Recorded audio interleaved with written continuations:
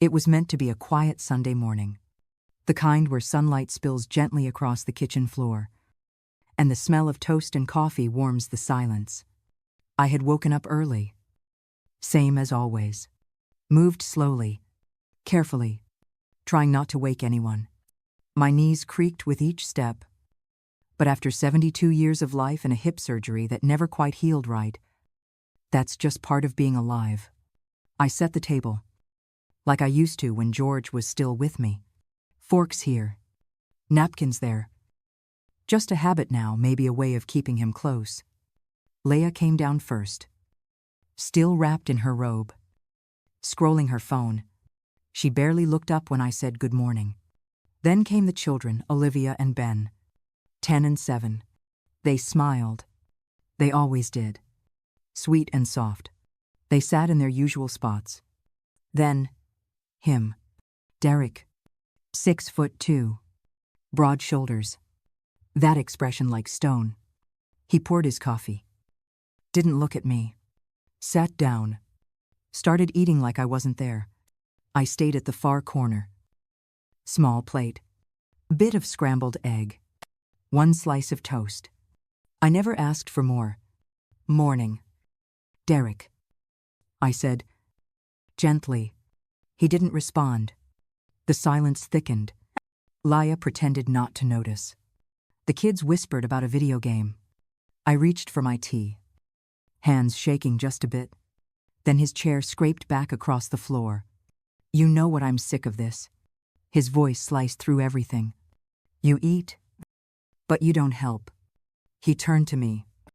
Face flushed red. You just sit there like you're the queen of this house. You're not. You're not entitled to live here like some freeloader. He blinked. Stunned. I try to help. Derek. My hip is still, he laughed. Cold. Hollow. Your hip, you've been here 6 months. 6 months of using our water? Or lights? Our food? Derek. Please, Leia whispered. But he wasn't done. He grabbed his mug, still steaming, and flung the coffee across the table. It hit me. Hot. Sudden. It soaked through my old blue nightgown. Burned my thigh. But it wasn't the pain that froze me. It was the shock. The mug clattered onto the tile and rolled beneath the counter. Everyone just stopped. No one moved. Derek slammed his plate down. I work 50 hours a week, and I come home to this. My daughter said nothing. My grandchildren stared at their cereal. I looked around that table and realized I wasn't family anymore. I was just a guest no one had invited. And, before I start the story, I want to know. Maybe you're listening to this story while folding laundry, or staring at your own quiet kitchen floor. Wherever you are, thank you for being here. At Tenacity Tales, we don't tell stories to impress. We tell them to remember, to remind someone out there that they still matter. If this story is touching something in you, would you let us know? Leave a comment. Tell us where you're watching from. And maybe, just maybe, consider subscribing. Not for the clicks, but because this is where voices like hers finally get heard. Upstairs, behind the locked door, I sat on the edge of a bed that still smelled faintly of cedar and old powder. My lap was damp from the coffee. The skin of my thigh stinging. But it wasn't the pain that gripped me. It was the silence. The kind of silence that settles after something sacred is broken. No one had come up. No footsteps. No knocks. They had simply moved on with their morning. I looked down at the stains on my nightgown. The way they had bloomed like bruises. My hands trembled as I changed into a clean housecoat. Soft cotton. Pale pink. One of the last ones I had that hadn't worn thin. And then I touched the locket around my neck. Instinctively, I opened it. Inside was George, my George, black and white photo. Yafset. Eyes steady. Just like he looked the day he came home from the war. And just like that, the years began to fold backward. I could see him again, sweat on his brow. Hammer inhumpt. Building the front porch himself. Saying over and over, "This house will keep you safe when I'm gone. That's why I'm building it with my own 2 fists." It was 1959. Back then, the land was nothing but fields and tall trees that whispered like they knew your name. George painted the kitchen blue because he said it reminded him of my eyes. I baked our first meal with flour still on my sleeves. We danced foolishly, joyfully to a scratchy song on the radio. Before the floorboards were even sealed, this house held us. Through storms that rattled the windows, through the miscarriage I thought would break me, through winters with quilts piled high and fireplaces crackling with borrowed wood, through Laya's birth when George nearly got a speeding ticket flying down Route 12. He was never perfect, but he never let go. Not of me. Not of this place. Even in his final days thin, pale, holding on by threads, he made me wheel him out to the porch at sunrise. "This house," he said, voice hoarse but clear, "means something." He reached for my hand with fingers already shaking. "If they love you, they'll honor it. If they don't sign a damn thing." That was George. Not sentimental, but solid. He knew the world could forget people like us, that love needed boundaries, and that home was not a favor, it was a promise. That evening, I came down for dinner. Quiet. Small. Like always. My plate was filled last. With whatever was left over. A half spoon of beans. A corner of cornbread. Laya handed it to me without a word.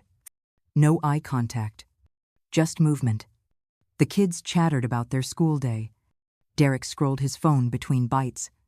The television played something forgettable in the background. And me, I buttered my bread slowly. Deliberately. Not because I was hungry, but because it filled the silence. No one asked about the burn on my leg. No one looked at me long enough to notice how red it still was. Later, in the kitchen, as I rinsed my own plate, Laya came up behind me. "Mom," she said softly, "don't take what Derek said this morning to heart. He's been under a lot of pressure at work." I didn't answer. "He's not a bad person," she added quickly. "He just loses his temper sometimes. He doesn't mean it." I turned to her. He threw hot coffee at me. "Laya, in front of your children." She bit her lip. Looked away. "I know," she whispered. I need you to not make things harder right now. Please." Harder. That's the word she used. Not he was wrong. Not I'm sorry. Just harder. As if I were a crack in the wall. A leak in the roof. A complication. That night, I sat in bed with a pen and an old notepad, and I began writing.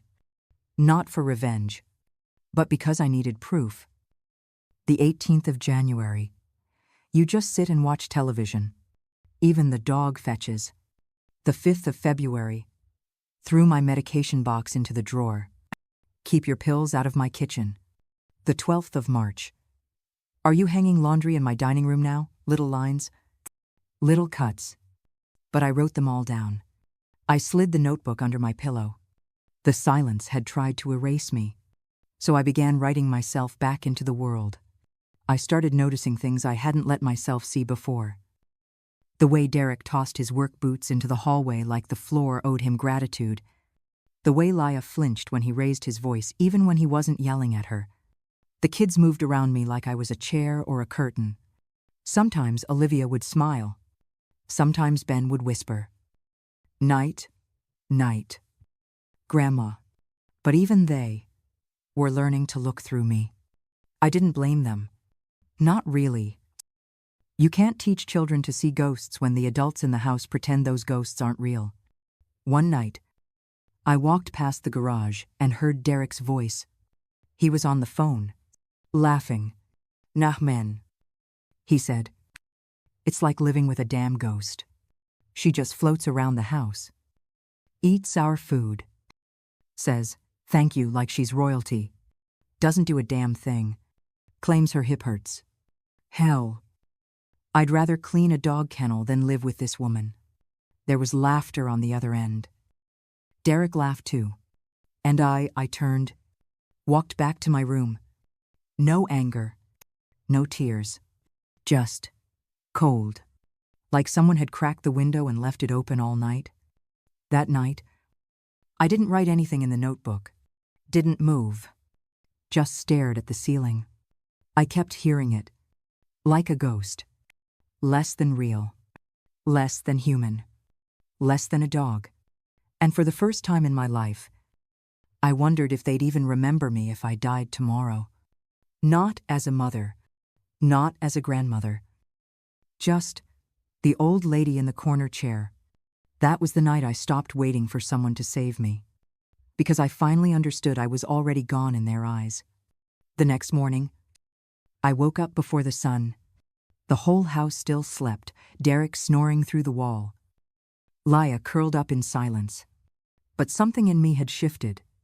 I stood, walked slowly to the old writing desk in the corner of my room. My knees ached, but not as much as the ache behind my ribs. That place where hurt turns into something sharper, something clear. I knelt down, opened the bottom drawer, and there it was, exactly where I'd left it. A faded leather folder, dusty, heavy. Inside were the documents George and our old lawyer had drawn up after his cancer diagnosis. The transfer papers, still unsigned. And beneath them, the deed, my name, printed in bold letters. Mabel Jennings. Not Leah. Not Derek. Mine. They had assumed I signed it long ago. That because George was gone, and Leah was our only child. The house passed to her, but they were wrong. They never asked. And I never told, because George had looked me in the eye before he passed and said, if they love you, they'll wait. If they don't, Mabel, don't give them the soil under your feet. I held that folder in my lap like it was a baby. Something living. Something still breathing. All these months they thought I was powerless. That I was staying under their roof out of necessity. But this wasn't their roof. This was mine. And they weren't just living in a house. They were living on land rooted in the bones of a man who built it with love. And suddenly, I could feel George's hands again, rough and calloused, guiding me. You don't have to ask. You only have to remember. The next morning, I got dressed before the first coffee brewed downstairs. Put on my best coat, the navy one with the sewn-in lining George liked. Tied my hair back. Folded the folder into my bag. It was 7:15 when I stepped out the front door. No one saw me leave. Derek was still asleep. Leah, too. The children off in dreams. I stood at the curb for a moment, breathing in the cold Tennessee air. It tasted sharp, like truth. Then the bus came, and I climbed aboard. Saturday by the window. The folder clutched tight to my chest. Not like it was paper, more like it was armor. The ride into town was slow, but I didn't mind. I knew where I was going. The law office was still in the same building on Magnolia Street. Same chipped paint. Same wooden sign that creaked in the wind. Mr. Hal Whitman, our family attorney for decades, still worked upstairs. I rang the bell, and he answered the door with a surprised smile. Well, if it isn't Mabel Jennings. My God, it's been too long. It has, I said softly. I need to talk to you about the house. He didn't ask questions. Just waved me in. We sat across from each other, just like we did all those years ago when George and I first drew up the papers. I slid the folder toward him. I never signed it. I whispered, but I think I might want to. He adjusted his glasses and reviewed the documents. George structured it exactly as he said he would. Hal said gently, you have every right to do whatever you choose. The deed is still yours. Mabel. I let that truth settle inside me like warm tea. Not hot, not burning, just steady. And if I decide to sell, I asked, you can sell it, lease it, gift it. Hell, you can burn it to the ground. He smiled. It's yours. I didn't laugh, but I did smile just a little. Burn it to the ground, I repeated. He paused, then looked at me kindly. Are you thinking about leaving? I looked down at my folded hands. No, I said. I'm thinking about surviving. Thursday arrived with soft clouds and the smell of cut grass in the wind. At 2:30 sharp, a beige SUV rolled up quietly to the edge of the property. Two people stepped out, a young woman in a vest with a Nature Trust logo, and a man holding a clipboard. I met them at the back gate. Wide-brimmed hat, gardening gloves, plain shirt, old shoes. Y'all from the trust? I asked, putting on the softest Tennessee accent I hadn't used in years. The woman smiled. We are. We're here to evaluate the land. Well, I nodded toward the house. Owners ain't home. I'm just the caretaker. Been tending the place since the old man passed. They exchanged a glance, then nodded. And just like that, I led them. We walked slowly along the tree line. I pointed out the tiny creek that still ran behind the fence, the deer path, the soil near the southern stretch. I answered their questions with ease. Not because I was prepared, but because I had lived with this land longer than any of them had been alive. They took photos, made quiet notes, spoke in low voices about zoning and preservation and soil quality. Before they left, the woman turned to me. If you're the one with authority, she said, we'd love to make you an offer. I looked at her. I am. I replied gently. And yes, I'd like to see that offer. They thanked me, got back in their car, and drove away, tires crunching softly over gravel. I stood at the gate long after they disappeared from view. There was no victory cry, no music, just wind in the trees, and my heartbeat steady and calm. And in that moment, I knew they thought I was invisible, but I was planting the future right under their noses. If this part of the story moved something in you, maybe you felt invisible too, or planted hope quietly while no one was watching. We'd love to hear from you. Tell us where you're listening from. Tell us what part feels like yours. And if you'd like to walk this path with us, Tenacity Tales is always here.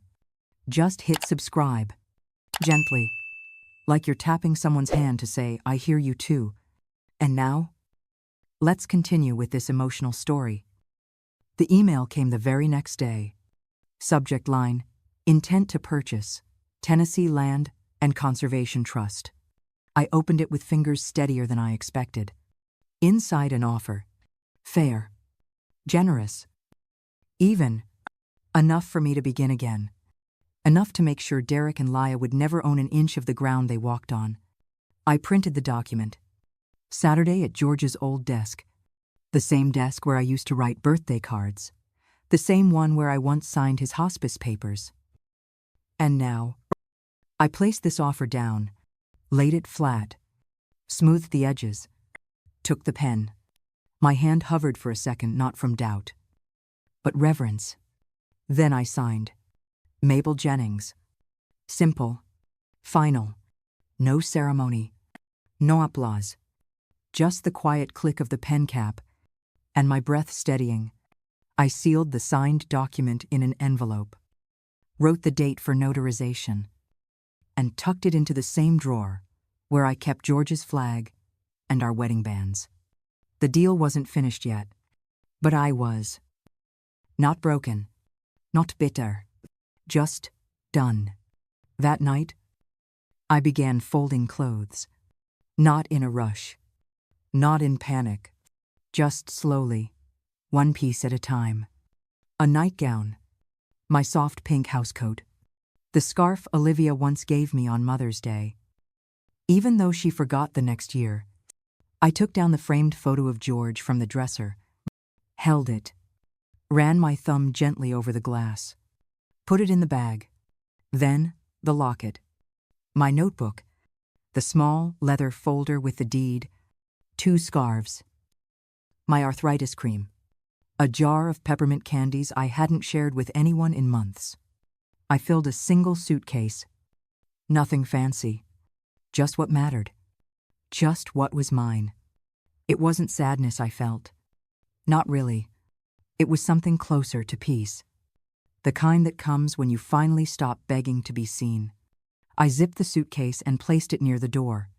Then I sat in the quiet of the room listening. From the living room came laughter. Derek's voice. Leia's voice. The sound of a sitcom and a family pretending. I stood, walked slowly to the door, peered through the crack. There they were, sitting on the couch. He had his feet on the table. She leaned her head on his shoulder. They were laughing like nothing had happened, like they hadn't burned a bridge, hadn't hurt a soul. And still, I said nothing. I just closed the door and zipped up the silence with it. They thought I was upstairs, forgotten. But I was already downstairs in my mind, in my heart, unzipping a future where they would never belong. The sky was still dark when I stepped out the front door. No birdsong yet, no porch lights on, just stars pulling back their curtain for the sun. I moved slowly, carefully, quiet as the breath before a prayer. The suitcase wheels whispered over the porch wood George once nailed by hand, that same porch he built for my peace, now carrying me toward it. No one stirred inside. No footsteps, no cries, only the low hum of the fridge and the creak of settling wood. I paused at the end of the driveway, clutched my purse in both hands. Inside it, the notarized documents, the deed, my ID, and the last letter George ever wrote me. I hadn't opened it in years. I didn't need to. Just knowing it was there made me stronger. At 6:15 sharp, a yellow taxi pulled up. The driver was young, polite. He nodded and helped with the suitcase. Downtown, he asked. I nodded. Courthouse first, I said. Then, one more stop. We didn't speak much. He played the radio low, and I watched the sky turn from blue to gold, like a page being turned. At the county clerk's office, I handed over everything. The woman behind the counter scanned each page carefully, then smiled. You're all set, Miss Jennings. The sale is complete. Wire transfer confirmed. You've done something good. I didn't say anything, but in my chest, there was space again, breath again, like a window had opened, and I could finally breathe. From the courthouse, I asked the driver to take me across town. Not back to the house, that chapter had closed. No. I gave him a different address, one I hadn't visited in years. Marjorie Blackwell. We hadn't spoken in nearly a decade. After George passed, I withdrew from everyone, even her. But last week, I made a call. Marjorie, it's Mabel. I was wondering, could I stay with you for a few days, and she didn't even hesitate. Of course you can. I've got a warm bed and fresh pie. You just bring your stories. Now, as the taxi pulled up to her little white house on the edge of town, I saw her standing on the porch barefoot, wrapped in a cardigan. Wind chimes dancing behind her like tiny silver bells. She didn't ask why I'd come. She just opened her arms, and I walked right into them. For the first time in a long while, I was held. Not questioned, not examined, just held. She poured us tea. We sat on her porch like we had 20 years ago, watching squirrels run across the railing and birds hop in the feeders. There was no hurry, not performance, just wind and breathing and kindness. That afternoon, I received the final confirmation email. The land had been transferred. The house The acreage, all of it now part of the Tennessee Reserve Project. I showed Marjorie the message. She looked at me with wide eyes. You really did it. I nodded. And in that moment, I knew I hadn't just left a house. I'd walked into my life. It was 10:07 a.m. When Derek opened the door. He hadn't even shaved yet. Still in pajama pants. Coffee in hand. 2 county officers stood on the porch. Beside them, a woman in a blazer, holding a leather case. Is this the residence of Derek and Leah Sanders? One officer asked. Yeah, Derek replied, blinking. Why? The woman stepped forward, calm and professional. We are here on behalf of the Tennessee Land and Conservation Trust, she said. This property has been legally transferred. You are now considered tenants without right of residence. Derek blinked again. Slower this time. I'm sorry, what the hell are you talking about? She handed him a thick folder. This house, she said, was never legally signed over to your wife. Mabel Jennings retained full authority. She has sold the land to our organization. You have 48 hours to vacate the premises. From behind him, Leah appeared barefoot. Eyes wide. She grabbed the papers from his hand. No, this can't be right. This is our home, my mom. She lives here. She lived here. The woman corrected gently. And she had every legal right to sell it. If you feel otherwise, you may challenge the transfer in court. But you must vacate. Derek's voice rose. You think you can just show up and throw us out like we're squatters, legally? The officer said plainly. That's exactly what's happening. Chaos broke loose. Laya sobded. Derek shouted. The neighbor across the street came out to watch. Olivia and Ben stood frozen in the hallway, backpacks half-zipped, cereal bowls untouched. And then I arrived. I walked down the gravel path slowly, holding a folder in my hand. The same folder I'd carried to the courthouse. The one with my signature, the one that ended the pretending. The officer turned. Mrs. Jennings, I nodded. Leah saw me first. Her face crumpled as she ran forward, barefoot on gravel. Mom, what did you do? Why would you do this? We needed you. The kids, this is their home. I didn't speak right away. I let the silence sit. Let her feel what I had felt. For months. Then, I looked her in the eyes. You said I took up space. I said softly. Behind her.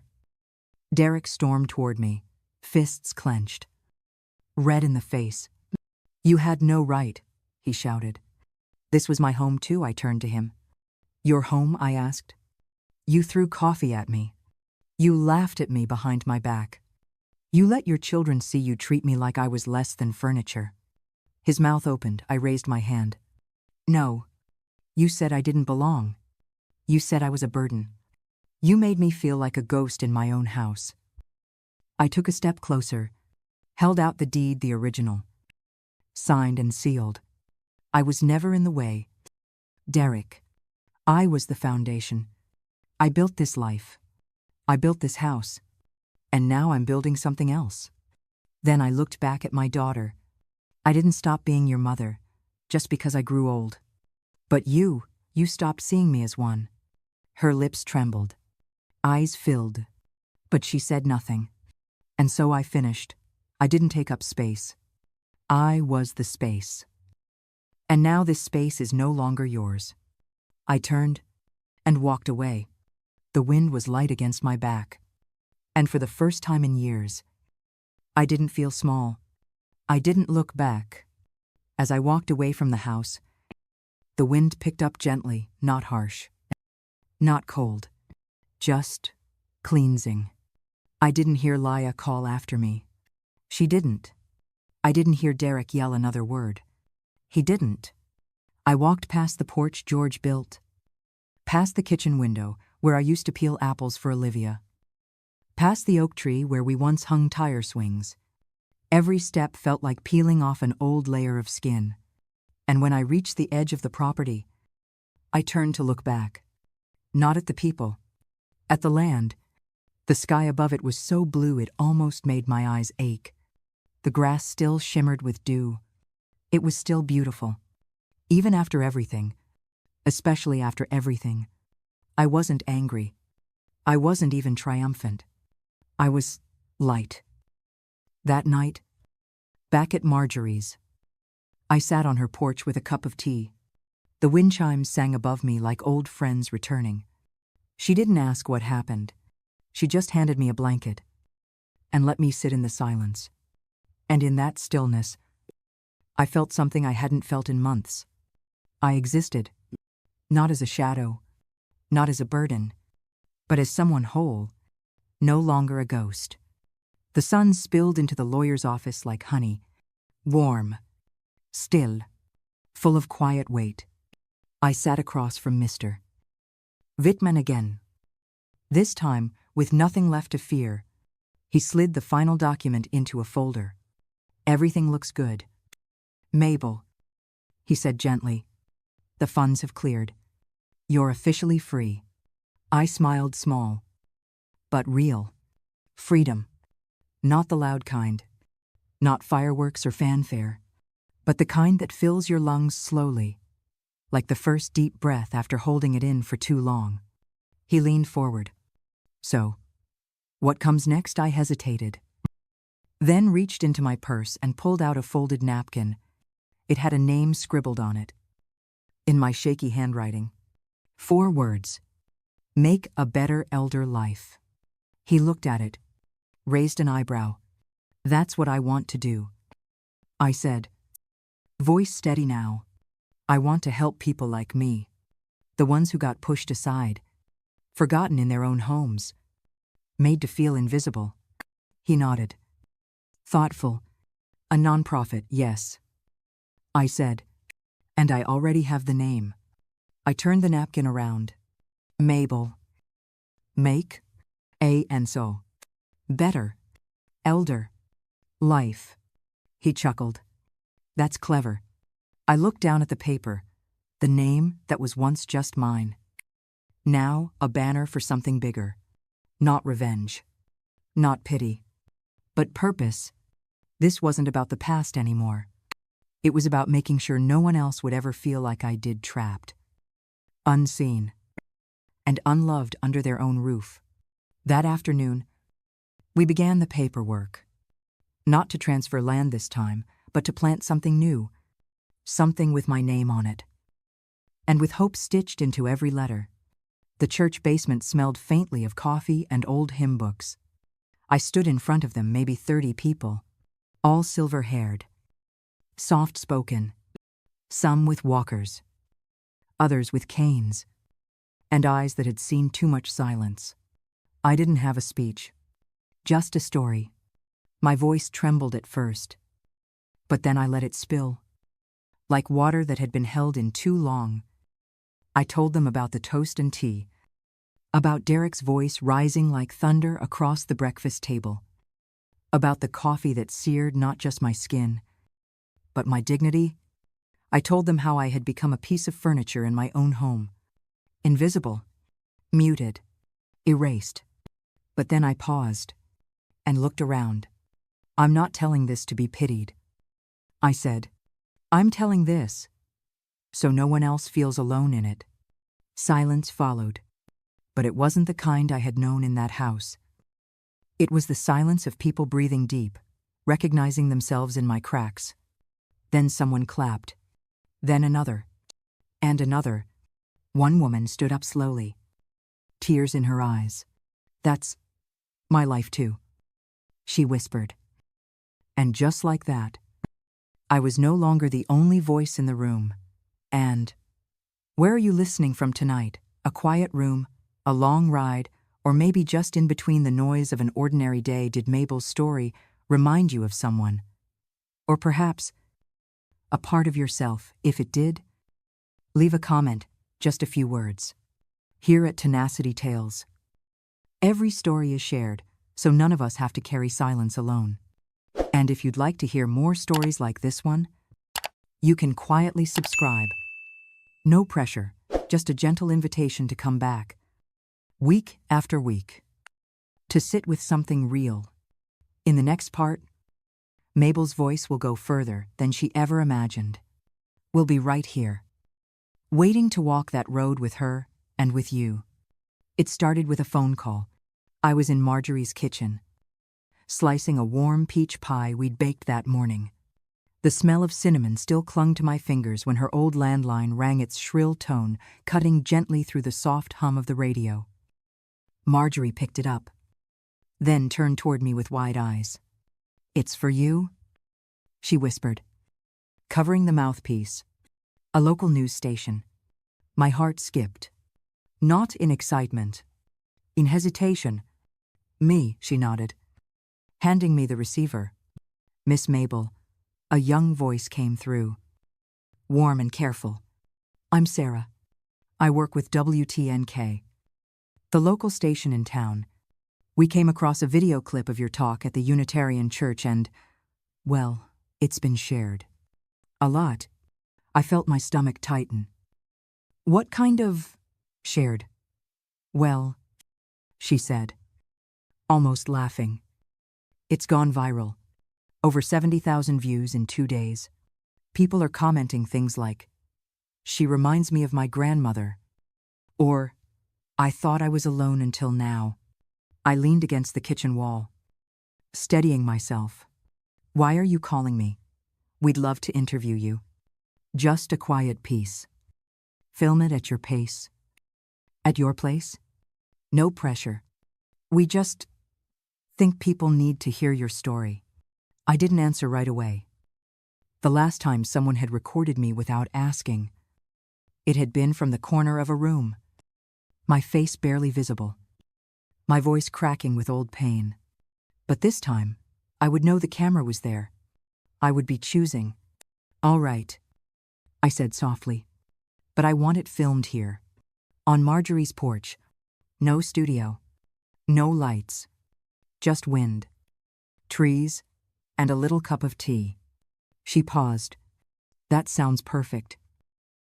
2 days later, a small team arrived with one camera, a single microphone, and eyes full of kindness. They didn't rush me. They didn't prod. They just sat on the porch steps while I told my story again, this time without trembling hands. Behind me, the wind rustled through Marjorie's chimes, and I held a warm teacup in both palms like a memory I didn't want to let go. I spoke slowly, clearly, not trying to impress, not trying to shock, just telling the truth. About the coffee, the silence, the deed, the walk down the gravel path with my life packed in a single suitcase. When we finished, the young cameraman, barely 25, looked up and said, "My grandma raised me. I think she would have done the same thing." I nodded. Maybe she already had. The segment aired 3 nights later, just 5 minutes long, but it felt like the start of something bigger than I could have imagined. Because this time, I didn't feel like someone being filmed. I felt like someone being heard. The headline hit the local paper 2 days after the interview aired. "The coffee lady who took the land." I blinked at the words printed bold and centered, right below a grainy photo of me sitting on Marjorie's porch. A chipped teacup in my hands, and wind chimes, frozen mid-sway behind me. At first, I wasn't sure how to feel. It sounded strange, a little mocking, like a joke someone might whisper at a family gathering to get a cheap laugh. The coffee lady. As if that moment, Derek's rage, the scalding splash on my leg, my silence swallowed under the clatter of dishes, was just a quirky anecdote. But then I read the comments. This woman gave me strength. She didn't take revenge. She took her dignity back. I want to be like her when I grow old. And I felt something shift inside me. Not shame, not bitterness, but pride. Not loud, boastful pride, but the kind that sits deep in your chest like a steady ember, glowing quietly. refusing to go out. Because yes, he did throw that coffee. And yes, they did laugh behind my back. Call me a burden. Treat me like a shadow cast too long in the wrong place. But I didn't stay in that shadow. I stood up, walked away, and built something that no one could take from me again. Later that afternoon, Marjorie peeked into my room, holding the paper like it was gossip, too good to keep. You see this? She asked, waving it gently. You're famous now. I raised an eyebrow, smiling into my tea. I'm not famous. I said, I'm finally visible. She grinned and sat beside me, her elbow nudging mine. Well, coffee lady? She teased. You sure stirred more than just a cup. I laughed. And for the first time, I wasn't laughing to keep the peace. I was laughing because the name they gave me, the one they thought would be small, forgettable, had become a banner I wore like armor. Let them call me the coffee lady. Because now, they'd have to say it with respect. It started with just a notepad and a borrowed laptop on Marjorie's kitchen table next to a jar of peppermints and a pot of tea that never went cold. I wrote a mission: to make a better elder life. Simple, clear, true. And from those 7 words, the Mabel Foundation was born.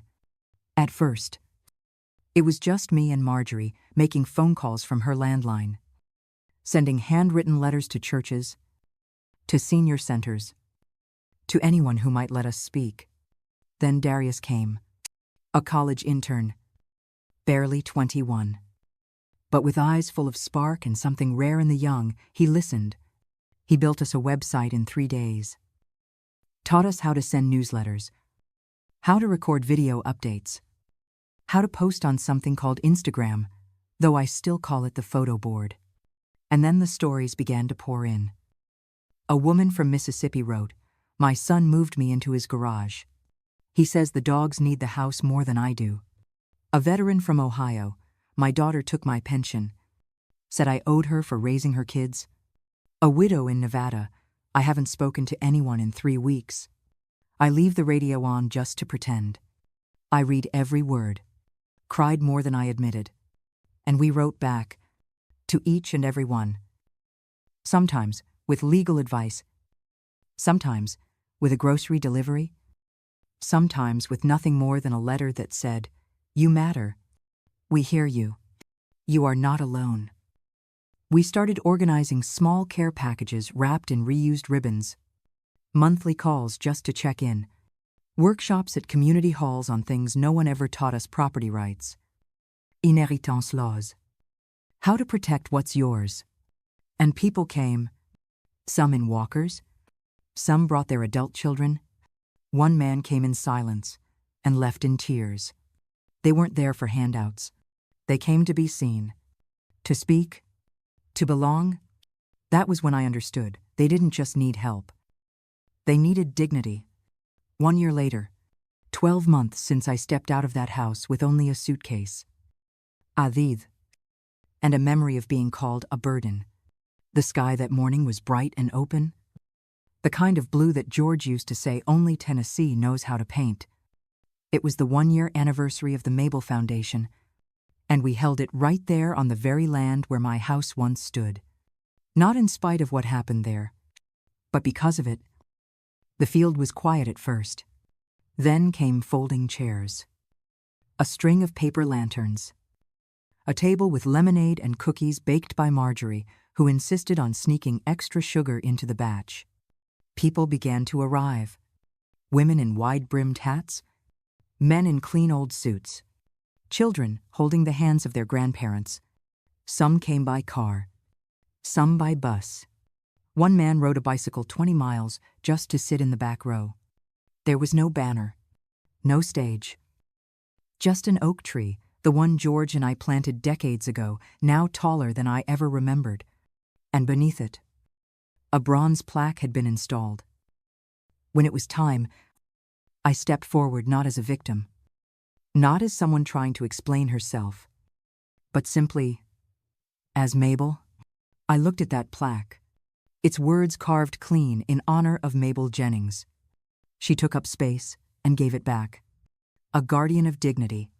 The wind blew soft through the tree branches. Somewhere, a child laughed, and I let myself cry. Not from grief, not even from joy, but from recognition. After all this time, I was seen, as I truly was. That night, after everyone had gone, after the folding chairs had been stacked and the lemonade table wiped clean, I stood in Marjorie's hallway and caught a glimpse of myself in the mirror. At first, I almost didn't recognize her. The woman staring back had the same gray hair, same worn cardigan, same soft lines around the eyes. But there was something different, something brighter. She looked awake. Not the kind of alertness that comes from caffeine or fear or adrenaline, but something deeper, a soul no longer hiding in its own home. I leaned in, studied the reflection, and without thinking, my lips began to curve. Slowly, deliberately. A smile, not polite, not careful, not the smile I wore when they handed me a plate of cold food or when I whispered, "I'm fine," through clenched teeth. No, this smile belonged to me. The first in years that wasn't borrowed or worn like a disguise. It rose from within, like sunlight through old glass. I touched my cheek, felt the warmth, and I whispered to the woman in the mirror, "You made it. You really made it." And in that moment, I understood something no one had ever told me. Sometimes survival isn't loud. Sometimes it's just smiling and meaning it. It came in the mail. Unmarked, except for my name written in her handwriting, Laya's handwriting. I knew it before I even opened it. That tilted L. The way the Y looped back like it had second thoughts. I sat at the kitchen table, fingers hovering over the envelope. And for a moment, I just stared. Not out of fear, not even anger, but because I wanted to feel ready. Eventually, I broke the seal and unfolded the single sheet of paper inside. "Mama, I don't know if I deserve to write to you, but I've left him. I should have done it earlier. Long before that morning.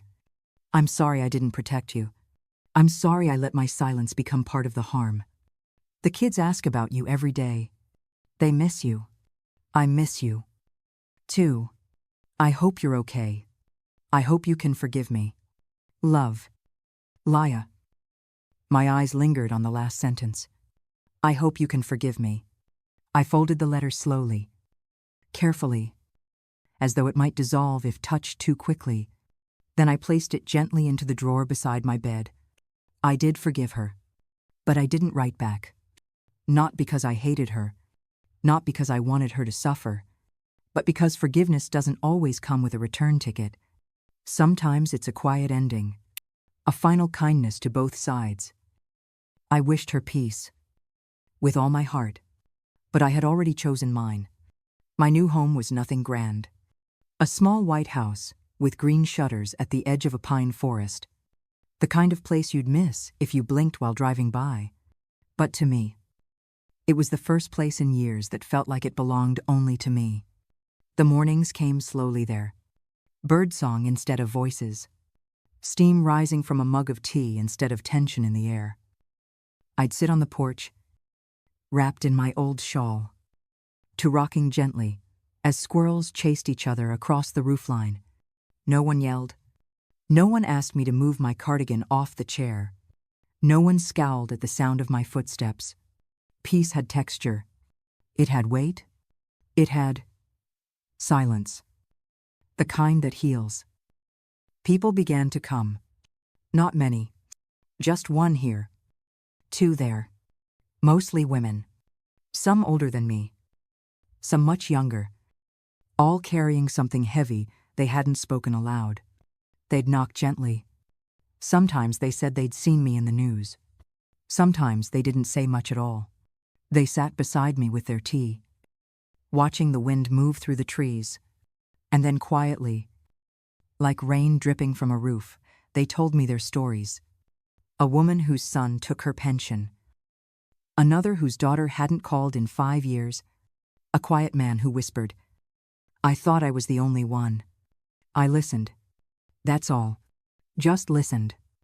And when they asked, "Do you have any advice?" I'd say only one thing: silence is not love. And forgiveness is not permission to return to harm. It was at a small community fair. Not far from the edge of town. A young woman approached me with hesitation in her step and awe in her eyes. She looked maybe 25. Brown curls. Kipped nail polish. Hands gripping a paper program from the event. She said, "Are you the coffee lady?" I blinked. Then I laughed, soft and real. It wasn't cruel. It wasn't mocking. She said it like I had done something sacred. Like the coffee wasn't an accident, but a beginning. I said, "Yes, I suppose I am." That name had once stung. It was the image that followed me in whispers, an old woman, humiliated in her own home. Left wet. Burned. Silenced. But now it was something else. Now it meant she stood up. She left.